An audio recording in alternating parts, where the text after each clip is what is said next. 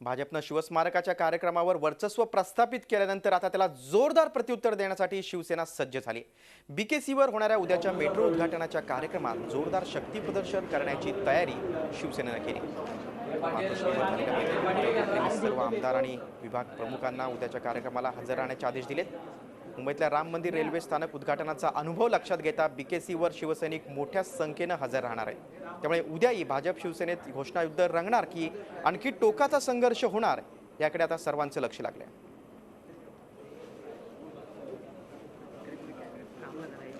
अशा बैठका वारंवार उद्धव साहेब घेत असतात। या ठिकाणी हा पक्षाचे जे काही पक्षाचे कार्यक्रम आहेत ते कशा तऱ्हेने राबवले जात आहेत, कशा तऱ्हेने राबवायचे याविषयी सातत्याने या ठिकाणी इथे उहापोह होत असतो। त्या पद्धतीने आज उद्धव साहेबांनी मंत्री महोदय, आमदार, विभाग प्रमुख यांची एक बैठक घेतली होती। शेवटी पक्षाचे प्रमुख आहेत, पक्षाच्या प्रमुखांना या सगळ्या गोष्टी ज्ञात असल्या पाहिजे की येणाऱ्या निवडणुकीसाठी आमची काय तयारी आहे, येणाऱ्या निवडणुकीसाठी आम्ही जे काही कार्यक्रम राबवतोय तर पूर्णपणे लोकांमध्ये जातं की नाही। ह्या सगळ्या लोकांच्या दृष्टीने जे काही महत्त्वाचे प्रश्न आहेत त्या ठिकाणी उद्धव साहेबांनी आमच्याशी चर्चा केली। आणि याच बातमीसंदर्भात आपण अधिक चर्चा करूया। आमचे प्रतिनिधी दीपक भातुसे आपल्यासोबत आहेत। दीपक, हा श्रेयाचा संघर्ष कुठेतरी टोकाला गेला, त्याचीच काल झलक आपल्याला राम मंदिर स्टेशनच्या उद्घाटन सोहळ्यात दिसली। दोन्ही पक्षाच्या कार्यकर्त्यांचं घोषणायुद्ध रंगलं होतं। आता उद्याच्या मेट्रो कार्यक्रमात काय होते याचं राजकीय वर्तुळाचं सगळं लक्ष लागलेलं आहे, काय सांगाल? निश्चित गिरीश, कारण शिवसेना भाजपमधील संघर्ष गेले काही दिवस आपण पाहिला। केवळ आताच नाही, इंदू मिलचं जे भूमिपूजन मुंबईमध्ये झालं डॉक्टर बाबासाहेब आंबेडकर स्मारकाचं, तेव्हा सुद्धा शिवसेनेला पूर्णपणे डावलण्यात आलं होतं। उद्धव ठाकरेंना त्या कार्यक्रमाचं निमंत्रण नव्हतं। शेवटी मानापमान नाट्य शिवसेनेने केल्यानंतर शिवस्मारकाच्या भूमिपूजन कार्यक्रमाला उद्धव ठाकरेंना निमंत्रण केलं गेलं। त्यांना आता मानाचं स्थान बीकेसीच्या रॅलीत सुद्धा दिलं जाणार आहे। परंतु हे होत असताना शिवसेना आणि भाजपमधला संघर्षही उफाळून येण्याची चिन्ह आहेत।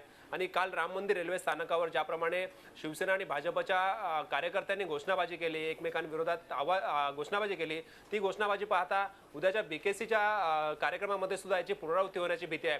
आणि भाजपने ज्या पद्धतीने शिवस्मारकाचा कार्यक्रम पूर्णपणे हायजॅक केलाय, कारण राज्यभर हा कार्यक्रम झाला तो पूर्णपणे भाजप झाल्याचं चित्र आहे।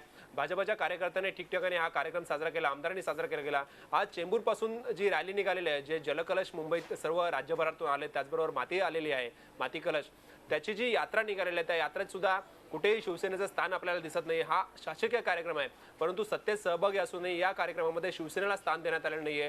पूर्णपणे भाजपचे मंत्री, भाजपचे पदाधिकारी, भाजपचे कार्यकर्ते या कार्यक्रमात आपल्याला दिसत आहेत आणि शिवसेना या कार्यक्रमातून पूर्णपणे बाजूला झालेली आहे। त्यामुळे या सगळ्या स्मारकाचं, शिवस्मारकाचं श्रेय घेण्यात भाजपने या घडीला आघाडी घेतलेली आहे। आणि आता शिवसेनेमध्ये चिंतेचं वातावरण आहे की आपण कुठेतरी मागे पडतोय की काय। त्यामुळे आता शिवसेनेने सुद्धा या संदर्भात उद्या जो बीकेसीला कार्यक्रम आहे त्या कार्यक्रमासाठी जोरदार शक्ती प्रदर्शनाची तयारी केलेली आहे। उद्धव ठाकरेंनी तातडीने मातोश्रीवर शिवसेनेच्या आमदारांची आणि मुंबईतील सर्व जिल्हा प्रमुखांची बैठक बोलवली आणि या बैठकीमध्ये स्पष्ट आदेश देण्यात आले आहेत की उद्याच्या बैठकीला सर्वांनी हजर राहायचं आहे। त्याचबरोबर मोठ्या संख्येने शिवसैनिक या कार्यक्रमाला बीकेसीला येतील ही शाश्वती प्रत्येकाने घ्यायची आहे, काळजी घ्यायची आहे। कारण प्रामुख्याने या ठिकाणी स्टेजवर उद्धव ठाकरे जसे असणार आहेत, त्याचबरोबर पंतप्रधान नरेंद्र मोदी असणार आहेत आणि त्यांच्यासमोर जेव्हा भाजपचे कार्यकर्ते घोषणाबाजीला सुरुवात करतील त्याला प्रत्युत्तर शिवसेनेकडून दिलं जाईल। सध्या तरी शिवसेनेने संयमाची भूमिका घेण्याचं ठरवलेलं आहे। कुठल्याही पद्धतीची घोषणाबाजी स्वतःहून शिवसैनिकांनी करायची नाही अशा सूचना उद्धव ठाकरेंनी दिल्यात। परंतु भाजपने हे घोषणायुद्ध सुरू केलं तर त्याला मात्र त्याच ताकदीने उत्तर देण्याची तयारी शिवसेनेने ठेवलेली आहे आणि त्याच्या स्पष्ट सूचना ज्या आहेत त्या शिवसैनिकांना देण्यात आलेल्या आहेत या बैठकीमध्ये। त्यामुळे उद्या बीकेसीमध्ये हा सगळा गोंधळ समोर येईल अशी शक्यता आहे। कारण काल राम मंदिर रेल्वे स्थानकाच्या उद्घाटनाच्या वेळेला आपण हा सगळा गोंधळ पाहिला आणि श्रेयवादावरून शिवसेना भाजपमधले ही लढाई जी आहे ती उद्या नक्कीच। आणि दीपक, हा जो श्रेयवाद आहे दोन्ही पक्षांमध्ये त्याच्या केंद्रस्थानी मुंबई महानगरपालिकेची होऊ घातलेली निवडणूक आहे। आणखी काही मुद्द्यांवर आपल्याला चर्चा करायची, आशिष आमच्यासोबत थांबा। पुढच्या बातमीकडे वळूया। भाजपचा शिवसेनेसोबत श्रेयासाठी संघर्ष सुरू असताना शिवस्मारकाच्या कार्यक्रमावरून दुसरा मित्रपक्षही नाराज झालाय। भाजपनं कार्यक्रम हायजॅक केल्यामुळे नाराज मेटेंनी रॅलीला दांडी मारली। चेंबूरचा कार्यक्रम आटोपल्यानंतर काढण्यात आलेल्या रॅलीमध्ये मेटे सहभागी झाले नाहीत, ते कार्यक्रमातून थेट त्यांच्या ऑफिसला निघून गेले। त्यामुळे सत्तेतल्या मित्रपक्षांमधील धुसफूस या निमित्तानं पुन्हा एकदा पुढे आली आहे। तत्पूर्वी मेटेंनी मात्र नाराज नसल्याचं सांगितलं होतं, मात्र कार्यक्रमातून निघून गेल्यामुळे त्यांची नाराजी पुढे आली आहे।